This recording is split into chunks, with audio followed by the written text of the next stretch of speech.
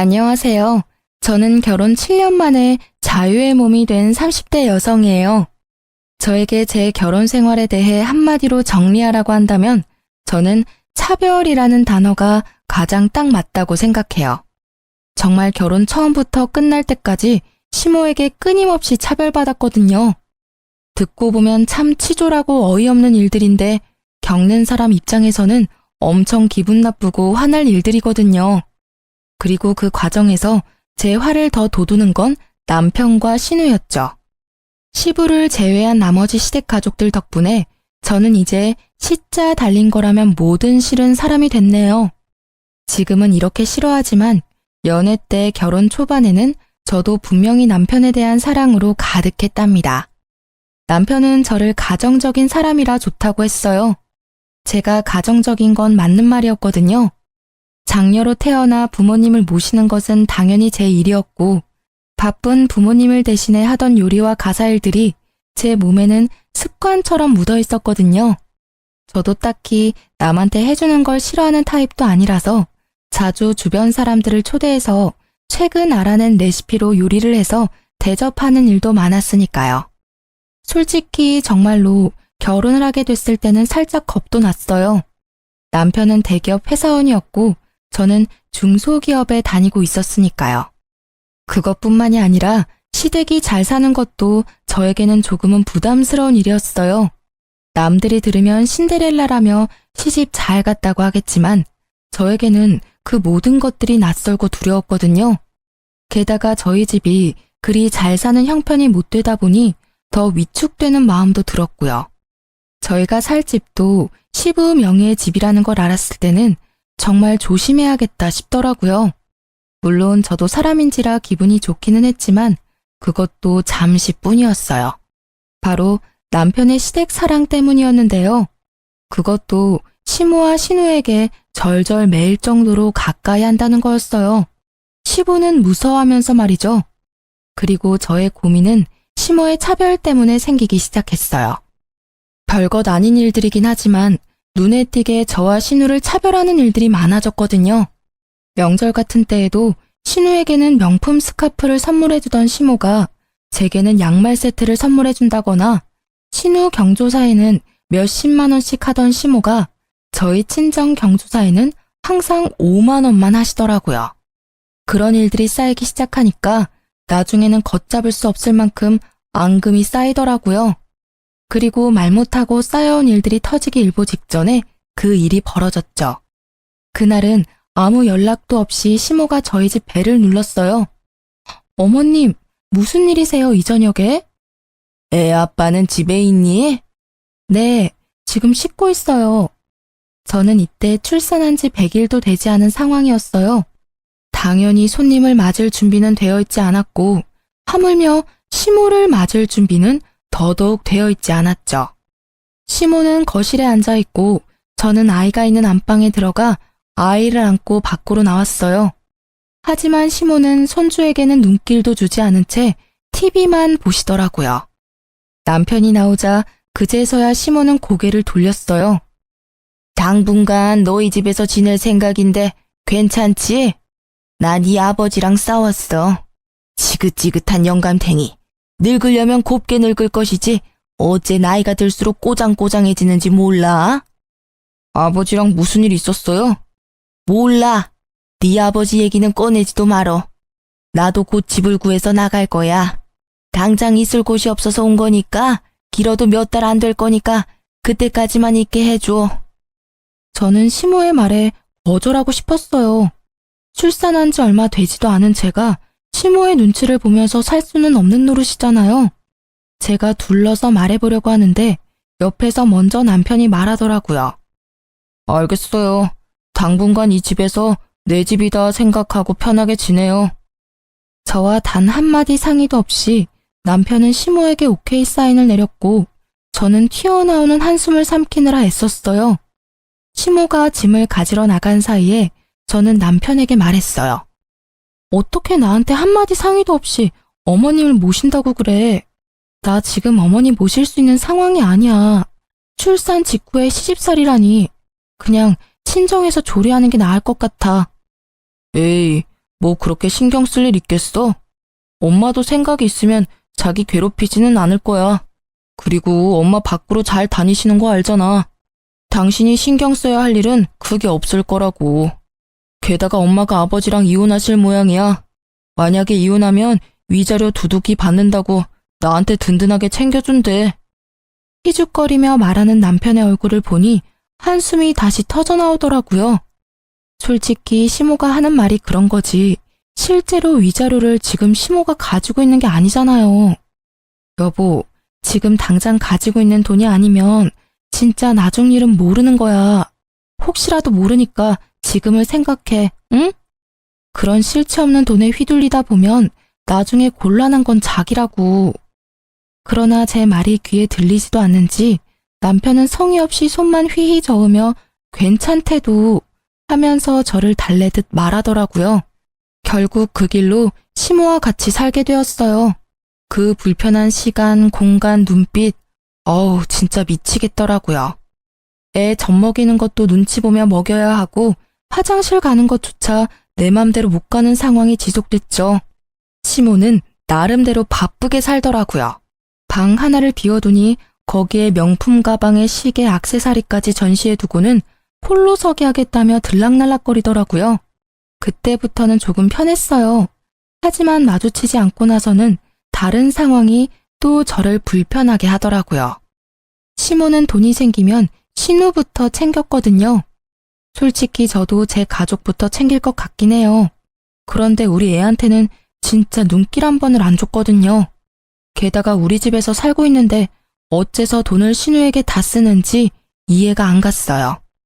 솔직히 상식적으로 생각해도 지금 방 하나 비워두고 밥하고 빨래해주는 사람에게 돈 한 푼 줄 법도 한데 전혀 그럴 기미가 없더라고요.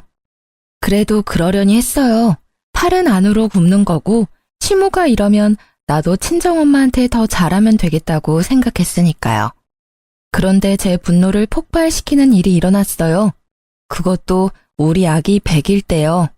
솔직히 신혼의 아기가 100일이었을 때 시모가 이것저것 챙겨준 터라 저도 솔직히 그만큼은 아니더라도 뭔가 해줄 거라고 생각했거든요. 그런데 막상 100일이 되니 코빼기도 보이지 않더라고요. 가족끼리 조촐하게 하기로 한 건데 저녁 식사 시간이 다 되도록 아무도 들어오지 않더라고요.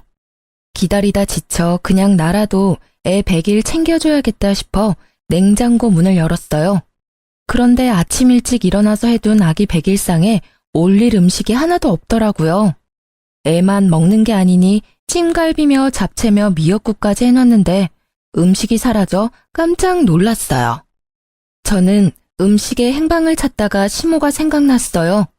우리 집 냉장고에 손댈 수 있는 사람은 셋뿐이니까요. 남편에게 연락하니 역시 신우집에 있다고 하더라고요. 저는 신우집에 찾아갔어요. 갔더니 세상에 제가 만든 음식들을 신우 내외랑 아이들이 다 먹어버렸더라고요. 찌끄러기만 남은 제 반찬통을 보니 열이 치솟았어요. 당신은 왜 여기 있어? 우리의 100일인 거 내가 아침에 말했지. 일찍 들어오라고 했는데 여기서 뭐 하고 있는 거야? 어머니가 여기 계셔서 모시고 가려고 했지. 그런데 왜 이렇게 화가 났어? 그럼 화 안 나게 생겼어? 사람들은 코빼기도 안 보이지. 내가 만든 음식은 다 사라졌지. 어머님, 어떻게 우리의 100일에 쓸 음식을 말도 없이 홀라당 가져가실 수가 있어요? 어머, 얘 말하는 것 좀 봐. 네 애만 중요하니? 나한테는 우리 딸 손녀도 귀해, 응? 너보다 내 새끼 뱃속에서 나온 애가 더 귀하다고. 너도 설마 내가 지금 돈 없고 백 없다고 나한테 뭐라 하는 거니? 너 그렇게 안 봤는데 정말 저속하다, 응? 어머님이 돈이 없기는 왜 없으세요? 그만한 명품들 있으면 웬만한 집 한 채 정도는 나오잖아요. 근데 이 상황이 정말 웃기잖아요. 내 새끼 음식 차려놨는데 어머님이 음식을 다 가져갔으니까 제가 화내는 건데 왜 이야기가 거기로 튀어요? 제 딸 음식을 대체 왜 가져가셨냐고요? 어머, 반찬 좀 가져갔다고 시어머니를 잡네 잡아. 꼴랑 몇 개 가져온 거 가지고 이 난리를 쳐? 그 반찬 몇 개를 만든 건 저잖아요. 게다가 신우한테 그렇게 퍼다 주시는 거 이해하거든요? 그런데 인간적으로 제가 만든 것까지 여기 가져오시는 건 좀 아니죠. 제가 어머님 밥 차리고 빨래하고 청소까지 다 해드리는데 이런 식으로 신우하고 차별하시는 건 너무하지 않아요? 게다가 손주들까지 차별하시잖아요. 차별이라니? 나는 없이 사는 너희 올케가 눈에 밟혀서 이러는 거야. 그리고 차별을 한들 네가 뭔데 나한테 그런 소리를 해? 네가 우리 집 사람이니? 넌 부혜자잖아. 없이 사는 신우요?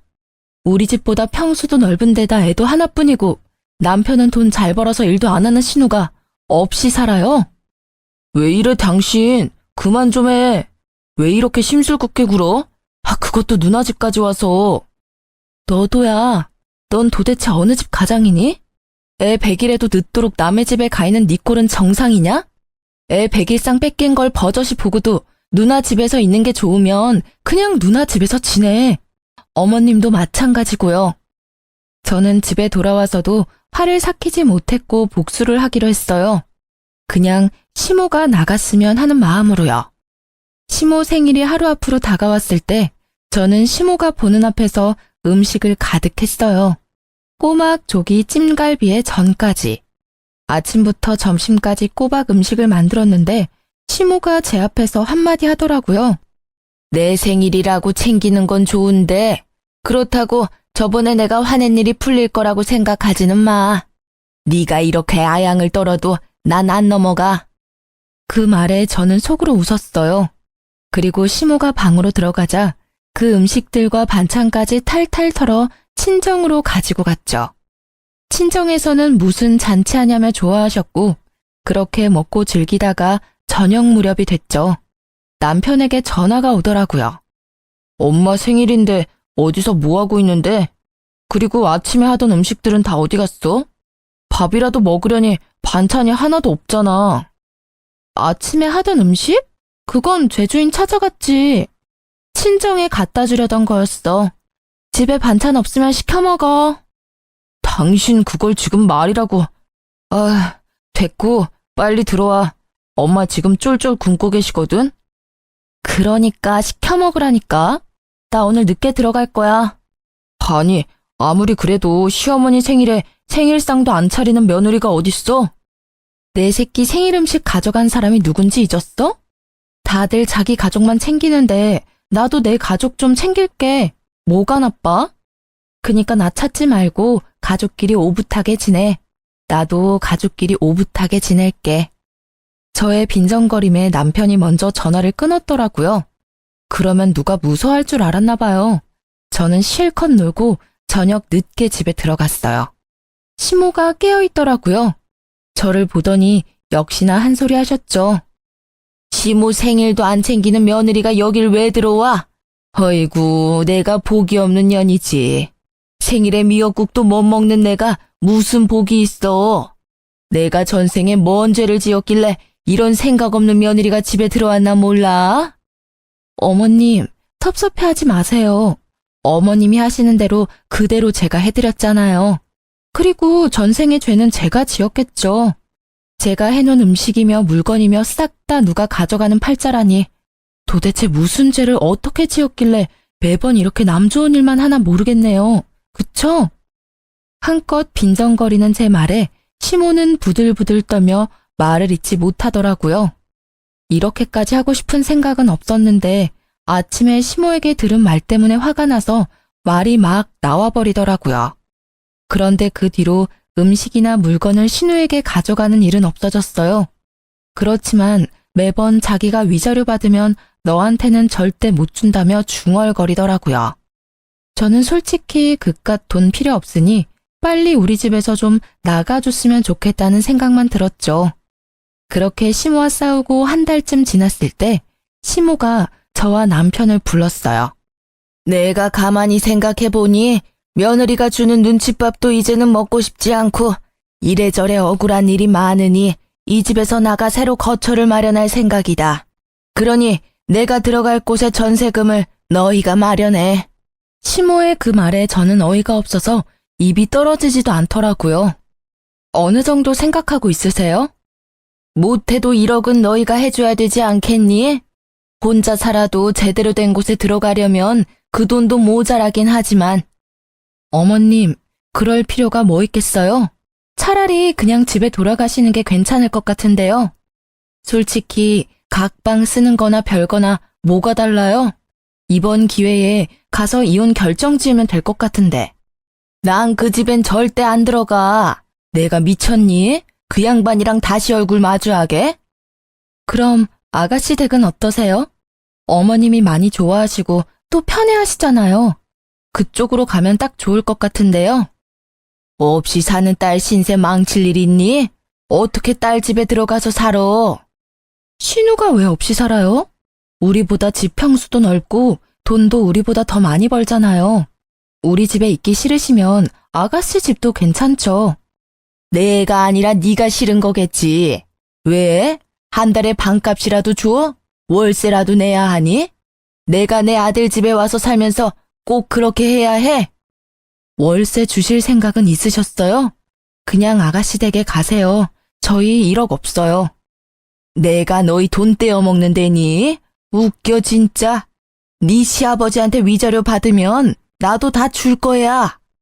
시모는 그렇게 말했지만 그 돈이 하늘에서 뚝 떨어질 리가 없잖아요. 저는 육아휴직 남편 혼자 버는 데다가 저축해놓은 돈도 많이 없는 상황에서 저는 반대할 수밖에 없었어요. 조금만 시간을 줘봐요. 돈을 마련할 방법이 있는지 좀 알아볼게요. 반대하려는 저를 말린 건 남편이었어요. 무슨 생각이 있어 이러나 보다 싶어 방에 들어갔을 때 물어봤어요. 당신이 무슨 돈이 있어서 해드린다는 거야? 진짜 해드릴 거야? 그냥 시간 끌기야. 대놓고 안 된다 말 못하잖아. 그 사이에 누군가는 해결해 주겠지. 남편 말은 그냥 이 상태 그대로 지켜보자였어요. 저는 빨리 나갔으면 해서 좀 실망했지만 이해하려고 했어요. 그런데 그날 이후 시모의 명품 쇼핑이 심상찮더라고요. 무슨 돈이 생겨서 저러나 싶었는데 신우가 좋나 보다 했었거든요. 시부와 살 때도 명품 쇼핑을 자주 했던 터라 별 신경 쓰지 않고 있던 저는 며칠 뒤 깜짝 놀라고야 말았어요. 제 자산관리 어플에 제가 쓰지도 않는 카드 내역과 카드론 내역이 있었거든요. 처음에는 오류인가 싶었는데 아니더라고요. 그 카드는 제가 만들어서 초창기에 조금 쓰다가 최근에는 쓰지 않고 내버려둔 카드였어요. 더 좋은 혜택의 카드가 나와서 그걸 그냥 둔 것인데 그게 왜 사용됐는지 알 길이 없었어요. 저는 부랴부랴 카드부터 찾았어요. 그런데 본래 있어야 할 자리에 카드가 없더라고요. 혹시나 싶어 저는 카드사에 들어가 쓴 내역을 훑어봤어요. 그리고 그 카드가 시모 손에 있다는 걸 알게 됐어요. 시모가 산 가방이 카드 내역에 떡하니 찍혔더라고요. 저는 뒤통수를 한 대 맞은 기분이었어요. 이 얼얼한 배신감. 이 카드를 시모가 뒤져서 가져갔을 리는 없고 분명히 남편이 찾아서 줬겠죠. 기다려보라더니 이 꼴을 보게 하려고 기다리라고 했나 싶었어요. 카드는 한도 끝까지 사용한 상태고 카드론도 1,000만 원 가까이 받았더라고요. 저는 열이 받아서 시모를 찾아 신우집까지 갔어요. 들어가는데 남편 신발이 거기 있더라고요. 이놈은 또 여기 왜 와 있는지. 그치만 잘 됐다는 생각이 들었어요. 한 번에 싸잡아 추궁할 수 있으니까요. 저는 시모에게 가서 말했어요. 어머님, 제 카드 돌려주세요. 무슨 카드? 난 몰라. 네 카드를 왜 내가 가지고 있어? 그래요? 알겠어요. 저는 시모의 말에 당장 폰을 들어 어디론가 전화를 걸었어요. 네, 안녕하세요. 카드 정지하려고 하는데요. 네, 모르는 사람이 카드를 쓰고 있어요. 도둑 맞았나 봐요. 제가 내용을 다 말하기도 전에 시모가 제 전화를 획 뺐더라고요. 왜 네 맘대로 카드를 정지해? 어머님은 모르신다면서요. 그리고 제 카드 제가 왜 정지를 못 시켜요? 어머님이 가져가신 게 맞잖아요. 이번에 나온 카드비 어떻게 정산하실 거예요? 제 말에 시모는 남편을 쳐다보더라고요. 저는 옳다구나 싶었어요.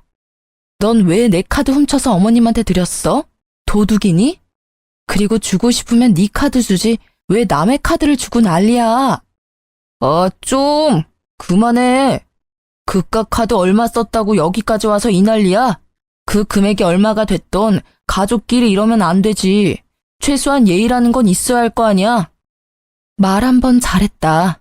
네가 말한 그 예의에 남의 카드 훔쳐가는 건 잘못 아니야?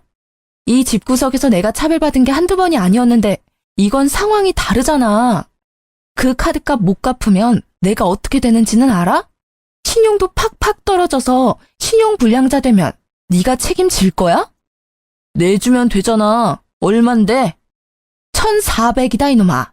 카드값이 400에 카드론이 1,000이야. 제 말에 남편이 깜짝 놀라 시모를 쳐다보더라고요. 위자료 나오면 다 갚아줄게. 그동안만 좀 어떻게 해줘, 응? 위자료 받으면 그 정도는 푼돈이야. 지금 그 푼돈이 없잖아요. 그 위자료는 대체 언제 받으시는 건데요? 아니, 아버님이랑 이혼하실 마음은 있으세요? 실체도 없는 돈을 믿고 이렇게 큰 돈을 쓰시면 그걸 갚아야 하는 사람은 어떻게 되는데요? 지금 당장 메워야 하는데. 옳게, 너무한 거 아니야? 엄마가 어련히 알아서 쓸 때 썼겠지. 쓸 데 없는데 돈 쓰고 막 그럴 리 없잖아. 시어머니한테 그 정도도 못 해주는 거야? 거드는 시누의 말에 저는 열이 한 단계 더 올랐어요. 그런데 머리는 더 차분해지더라고요. 그럼 아가씨가 카드값 내시면 되겠네요. 어머님이 사용하시는 돈의 절반이 아가씨 댁에 돈 쓰는 거잖아요. 그러니까 아가씨한테 받을게요. 그럼 될까요? 아니, 왜 그걸 나한테 받아? 올케 진짜 상식 없는 사람이네. 이 보세요. 그거 난 한 푼도 쓴 적 없거든? 그러니까요. 그렇게 어머님 편 들고 싶으시면 아가씨 돈으로 카드값을 갚고 하시라는 말이에요. 솔직히 어머님 위하신다면 그 정도 가능하잖아요. 이거 봐요. 아무도 이 카드비 안 내준다고 하잖아요. 몰래 카드 가져가 놓고 카드비는 저한테 다 맡길 생각이었던 거잖아요. 그 말에 아무도 대답을 못 하더라고요. 저는 진짜 화가 너무 났어요. 카드를 준 남편도, 카드를 쓴 시모도, 카드로 혜택을 본 신우도. 저는 좋은 생각이 났어요. 이때쯤에는 2판 4판이고 이혼을 생각하고 있었기에 그냥 막 나가기로 했거든요. 어차피 긁은 사람은 어머님이시니까 어머님이 카드값 갚도록 할게요. 그 말에 시모가 멀뚱멀뚱 쳐다만 보더라고요. 제가 하는 말을 못 알아들으시더라고요. 아니, 자기는 낼 생각이 없는데 지가 저런들 무슨 상관이야? 이런 표정이었죠. 저는 그런 시모의 표정을 뒤로하고 남편에게 말했어요. 곧 이혼 서류 갈 거니까 알아서 해. 남편이 뒤에서 소리쳤지만 저는 무시하고 집으로 돌아왔어요. 집에 돌아와서 제가 한 첫 번째 일은 시모 방에 있는 명품 액세서리와 시계, 가방을 싸그리 담는 거였어요. 그리고 그걸 다 전당포로 가져갔어요. 요새 젊은 사람들이 고가의 전자기기나 명품 가방을 맡기고 돈을 빌린다고 하더라고요. 저도 그렇게 전당포에서 돈을 빌렸어요. 그것들을 다 맡기니 카드값보다 좀 더 나오더라고요. 명품 가방 같은 건 원래 그렇게 크게 쳐주지는 않는데요. 시간이 지나면 또 값이 떨어지기도 하니까요. 다 팔고 나온 전당포 앞에서 저는 카드사에 전화해서 카드빚부터 싹 다 갚아버렸어요. 그리고 홀가분한 마음으로 집으로 갔죠. 집에 갔더니 시모가 흥분해 있는 상태더라고요. 이제껏 이런 모습은 본 적이 없을 정도로요. 그 모습을 만든 게 저라는 사실에 참을 수 없이 통쾌해서 웃음이 났지만 꾹 참았어요. 너 미쳤니? 미치지 않고서야 어떻게 남의 물건을 가져다가 함부로 팔 수가 있어? 내 물건 다 어디 갔어? 어디 갔냐고? 걱정 마세요. 그 물건들 다 전당포에 맡겼어요. 그리고 받은 돈으로 카드값 다 갚았고요. 1,400만 원 들고 가시면 그대로 찾을 수 있을 거예요. 다행이죠? 최소한 다시 되돌려 받을 수는 있으실 테니까요. 뭐? 이 피도 눈물도 없는 년, 어떻게 그걸 다 가져가서 맡길 수가 있어? 내 물건을 마음대로 가져갈 권리가 너한테 있어? 그럼 제 카드 마음껏 쓸 수 있는 권리는 어디 있었는데요? 피도 눈물도 없어요? 그 말 그대로 돌려드릴게요. 어떻게 육아휴직 중인 며느리 카드 펑펑 쓰고는 안 갚을 생각을 하세요? 저와 시모가 싸우는 걸 보자 남편은 제 손목을 붙잡더니 이야기 좀 하자고 돌려 세우더라고요. 너 진짜 너무하다. 이혼 이야기도 그렇고 어머님 일도 그렇게 이렇게 일방적으로 모든 일을 해결하려고 해. 내가 알아서 다 해결했을 텐데 왜 일을 크게 벌려? 네가 더 너무하지. 네가 하는 말은 다 너 스스로한테 해야 하는 말 아니야? 누가 들으면 고해성사인 줄 알겠네. 그렇게 시모와 신우가 좋으면 그 집 가서 살아. 여기 있는 처자식 다 무시하는데 네가 아빠고 남편이야? 해결? 네가 뭘 해결해 줄 수 있는데? 아까 그럼 카드값 누가 갚아줄 거냐고 물었을 때 왜 대답도 안 했어? 갚을 생각이 없었으니까 그랬던 거 아냐? 가족이잖아. 당신이 힘들면 나도 도와주려고 할 거야. 이번 일도 그래. 힘든 엄마 생각해서 한 일이야. 그걸 왜 그렇게 비꼬아서 생각하는 건데? 그건 네 생각이겠지. 비꼬아서 생각한다고? 너는 그럼 상식적으로 생각을 좀 해. 솔직히 나는 이혼? 소송으로 가도 상관없어. 난 잘못한 거 하나 없으니까. 내 카드 몰래 가져다 심어준 당신 잘못이 더 크거든. 그러니 당신이 나한테 위자료 주는 건 정해진 결과야. 그러니까 당신이 어머님 잘 모시고 살아. 나는 소송 진행하는 동안 친정 갈 거니까. 그 마지막 말을 듣고서야 남편의 정신이 돌아오는 듯 보였어요. 그 눈빛에 당황함이 가득했거든요. 제가 없으면 누가 시모 밥하고 빨래해줘요? 시모는 시부집에서 가정부가 해주는 대로 살았으니 살림은 하나도 모르거든요. 잠깐만. 당신이 집 나가면 누가 어머니를 모셔? 안 돼. 이혼은 절대 안 돼. 내가 이혼할 만큼 잘못한 건 아니잖아. 잘 생각해봐. 아버지랑 어머니 이혼하면 위자료 빵빵하게 나와. 우리한테도 얼마 떨어지겠지. 근데도 진짜 이혼할 거야? 난 돈 필요 없어. 지금 당장 가정부가 필요하면 용역업소에 연락해. 저는 그렇게 말을 던지고는 그 자리에서 바로 시부에게 전화했어요. 아버님, 찾아뵙고 말씀드려야 하는데 지금 경황이 없어서요. 저희 부부 이혼하려고요. 제 전화에 시부는 가족 전원을 집으로 부르셨어요. 한 번은 거쳐야 할 일이었죠. 시부는 아무것도 모르는 눈치였어요. 저는 시부에게 그간 있었던 일들을 모두 설명했어요. 제 이야기를 듣던 시부의 얼굴이 벌겋게 일그러지더라고요. 그리고 그와 반대로 시모의 얼굴은 헬쓱하게 질렸고요. 이 여팬네가 이혼 전에 별거 하자고 하더니 기어이 아들 집에 기어 들어갔어? 아니 얻어먹으려고 갔으면 조용히 잘 있을 것이지. 왜 분란을 만들어서 애들 이혼 이야기까지 나오도록 만들어? 내가 왜? 뭘 잘못했어요? 그래, 100번 양보해서 내가 잘못했다고 쳐. 그런데 내 물건 가져다가 멋대로 판 며느리도 잘못했잖아요. 근데 왜 나한테만 난리예요? 아버님, 그 물건 판 거 아니고 전당포에 맡긴 거예요. 그 돈으로 제 카드빚 갚았고요. 결제일이 코앞이라 어쩔 수 없는 선택이었고 사실 그 카드값만큼 가져가면 다시 되돌려받을 수 있어요. 그러니 엄밀히 따지자면 판 건 아니죠. 옳게.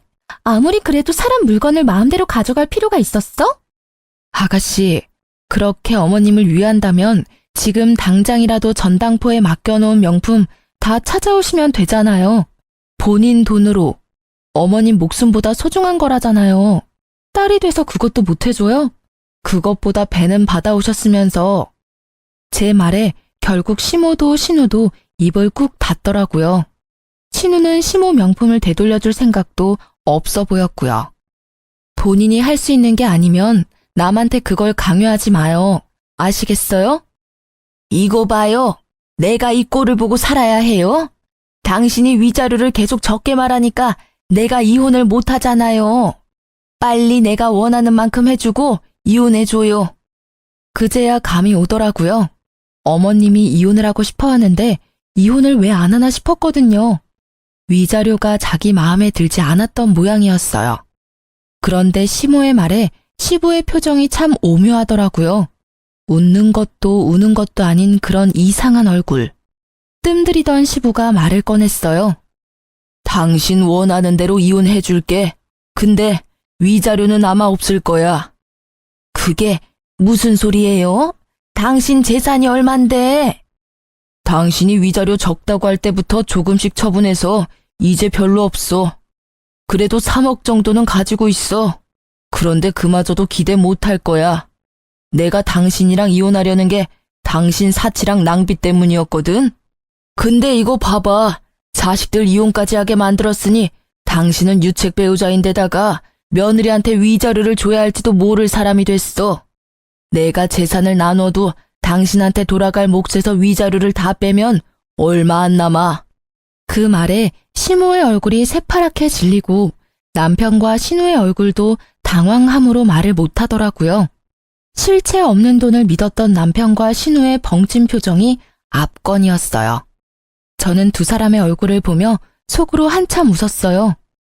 당신 거짓말이죠? 설마 그 돈, 땅 다 팔았어요?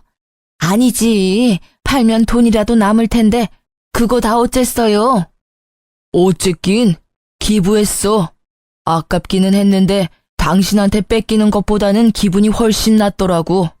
적어도 밑 빠진 독에 물 붓는 느낌은 아니었으니까. 그게 말이 돼요? 진짜 내 돈, 내 위자료 어디 갔냐고요? 당신 나 속일 생각하지 말아요. 뭐? 나한테 돈 맡겨놨어? 왜 맨날 내 얼굴만 보면 돈 타령이야? 내가 번 돈 집에서 펑펑 쓰기만 하고 한 푼 모아놓은 것도 없는 주제에 어디서 돈돈거려? 나도 위자료는 받아야죠. 어떻게 이렇게 사람 뒤통수를 칠 수가 있어? 싸우는 시부모를 보며 저는 제가 있을 곳이 아니라는 생각에 집에 가려고 현관으로 나왔어요.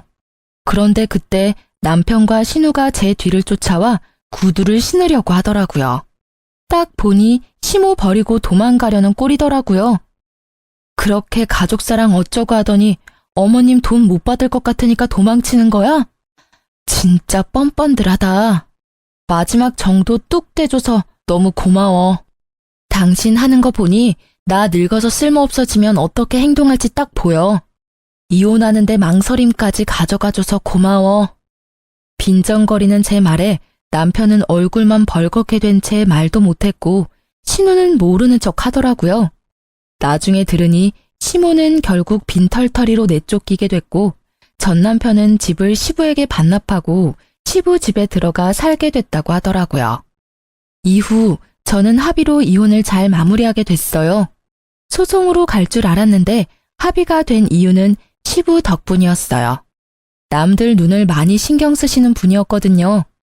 저는 그 이후로 시자가 달린 건 진절머리가 나서 가까이 하고 싶지도 않더라고요. 그래서 연애도 하지 못하고 있는 중이죠.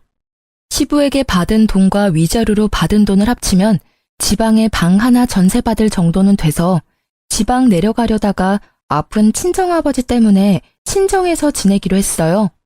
손주가 있으니 집안 분위기는 더 좋아졌죠. 이혼한 지 3년이 지났을까요?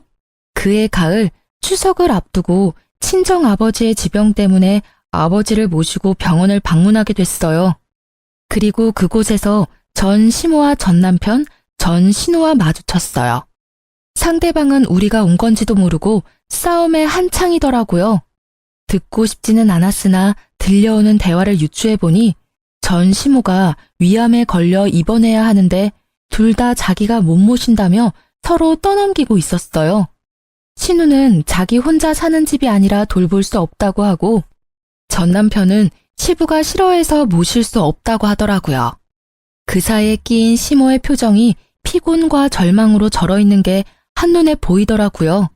그걸 보지 못한 채 두 남매는 싸우기에 급급했어요. 아니, 누나가 더 많이 받았잖아. 나는 엄마 때문에 이혼까지 했다고. 그것만 아니었으면 봐줄 사람도 있었겠지.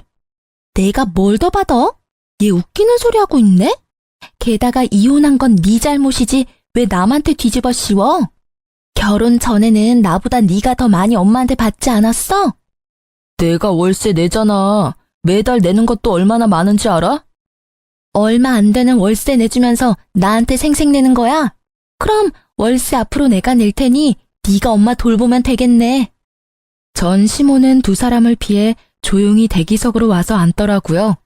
바로 저희 옆자리였는데 저희는 신경을 쓰지도 못하더라고요. 그때 친정아버지가 한 말씀 하셨어요. 너 이혼한 거 참말로 잘한 짓이다.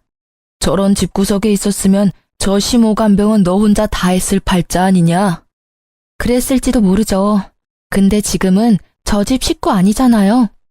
그제서야 시모는 저희를 눈치챈 듯 하더라고요. 순간 깜짝 놀라던 얼굴이 곧 팔짱을 낀 아버지와 저를 보더니 부러움으로 물들어가는 게 보였어요. 큰 병 얻은 건 유감입니다만 긴 병에 효자 없는 거 아시지요? 본인 앞날은 본인이 잘 챙겨야 하겠네요. 친정 아버지의 말에 전 시모가 눈시울을 붉게 적시며 말하더라고요. 그러게나 말이에요. 내가 무슨 짓을 했는지. 며느라가 내가 참 잘못했어. 내 배 아파 낳은 자식들이 아픈 엄마 안 돌보려고 싸우는 걸 보니 이 세상 헛살았다는 생각밖에 들지 않아. 네가 있었으면 이런 비참한 꼴도 당하지 않았을 텐데. 누구든 그 집에 며느리가 있으면 며느리만 죽어났겠죠. 그렇게 애지중지 자식들만 챙기면 뭐해요? 인간들이 돈 없는 엄마는 이제 엄마로도 안 보는데.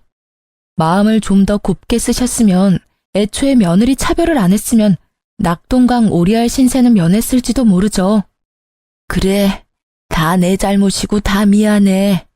너 우리 아들이랑 다시 결혼해서 날 돌봐줄 수 없겠니? 이러다 진짜 요양병원에 죽을 때까지 갇혀 지낼지도 몰라. 시모의 말에 먼저 반응한 건 친정 아버지였어요. 끔찍한 소리 그만하세요. 이게 무슨 경우 없는 소리입니까? 예? 남의 귀한 딸 데려가서 흠집 내놓고 만신창이 만든 거 사과는 못할 망정 이제와 제 몸 아프다고 우리 딸한테 수발 들라고 하는 게 말이 되냐고요. 세상에 어이가 없어서. 그쪽 집안에서는 우리 딸이 눈에 못 미쳐도 우리 집에서는 곱게 자란 귀한 딸이라고요. 사람이 염치라는 게 있으면 말이야 저런 소리를 하지 말아야지. 아프다는 걸 핑계로 어떻게 내 귀한 딸한테 말도 안 되는 요구를 할 수 있어요? 인간이 덜 됐지. 지금 시대가 어느 땐데 며느리한테 병수발을 시켜? 아니, 그걸 이유로 재혼을 하라니 말이 되는 소리를 해야 말이지. 친정 아버지의 분노가 하늘을 찌르더군요. 제가 처음에 이혼했다고 했을 때는 죽어도 그 집 귀신이 되어야 한다며 저에게 한 소리 하시던 아버지였지만 아버지도 시모의 말에 버럭하시고 말았던 거예요. 제게 들었을 때는 과장된 부분이 있을 거라고 생각하셨던 것 같아요. 그리고 이런 이야기는 양쪽 이야기를 다 들어보지 않으면 진실을 알기 어렵다며 저에게 말하기도 하셨거든요. 아버지 입장에서는 제가 별거 아닌 일에 참지 못하고 이혼을 결정한 거로 보였을 테니까요. 그런데 직접 만난 시모의 생각보다 더 뻔뻔함에 아버지도 제가 한 말들이 모두 거짓이 아니라 진실이라는 걸 알게 되셨어요. 우리 딸 절대로 다시 못 줘요. 내 눈에 흙이 들어가도 안 됩니다. 저런 집구석에 들어가서 평생을 수발 들라고 할 거면 아예 우리 집에서 처녀 귀신으로 죽게 만드는 게 낫겠소.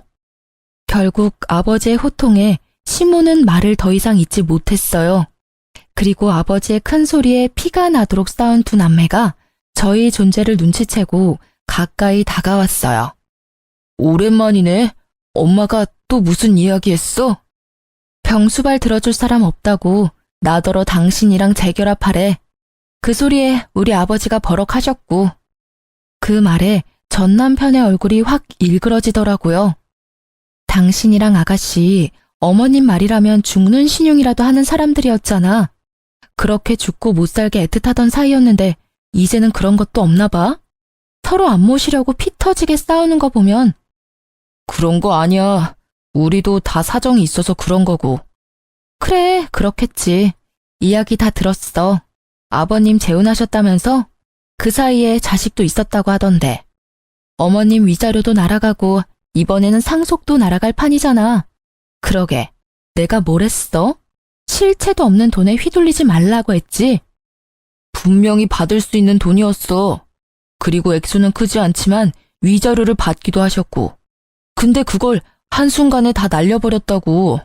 아니, 어떻게 지금 이렇게 살면서도 그 명품에 대한 욕심을 못 버리는 거야? 누나도 나도 불안하니까 카드나 현금을 못 주는 거야. 저번에도 내 카드로 쓴 돈 생각하면 진짜. 들어보니 시모가 저한테 한 것처럼 전 남편에게도 그대로 했던 것 같더라고요. 그렇죠.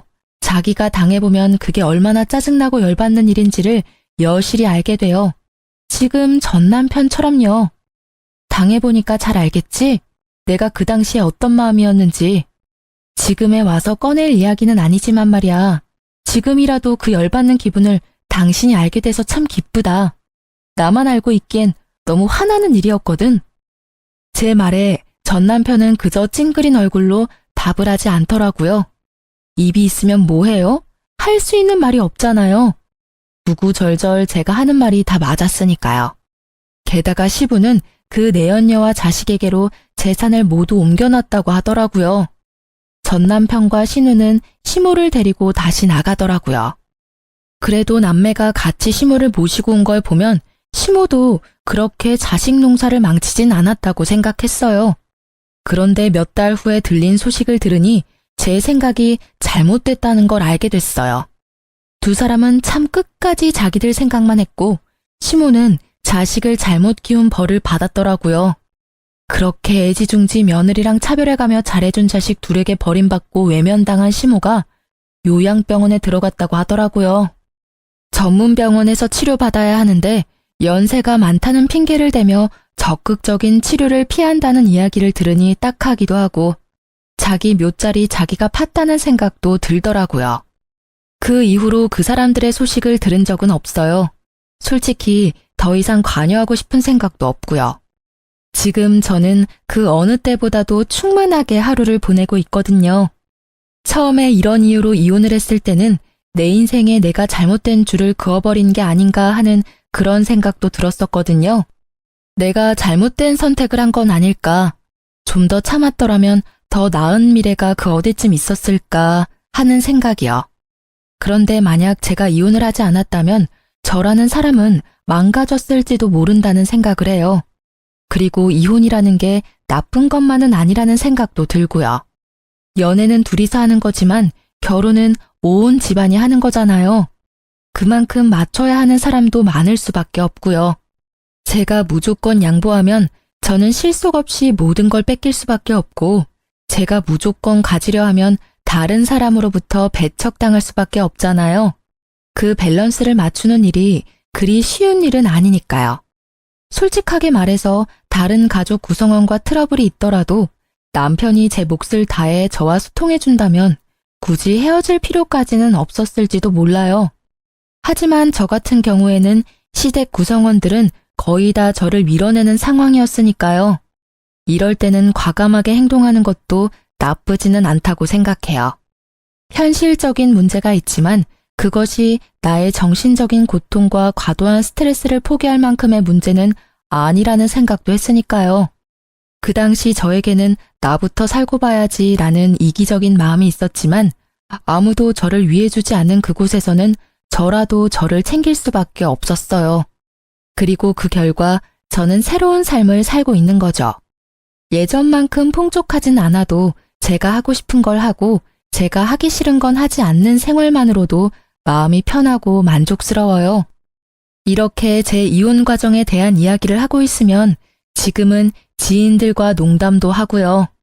한동안은 이혼, 돌싱 이야기만 들어도 스트레스였는데 말이죠.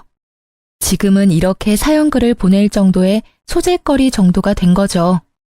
제 글을 읽고 함께 즐겨주신다면 저도 기쁘답니다. 이렇게 긴 글을 쓰는데 어색한 점도 있었지만 함께 나누고자 하는 마음으로 써보았어요.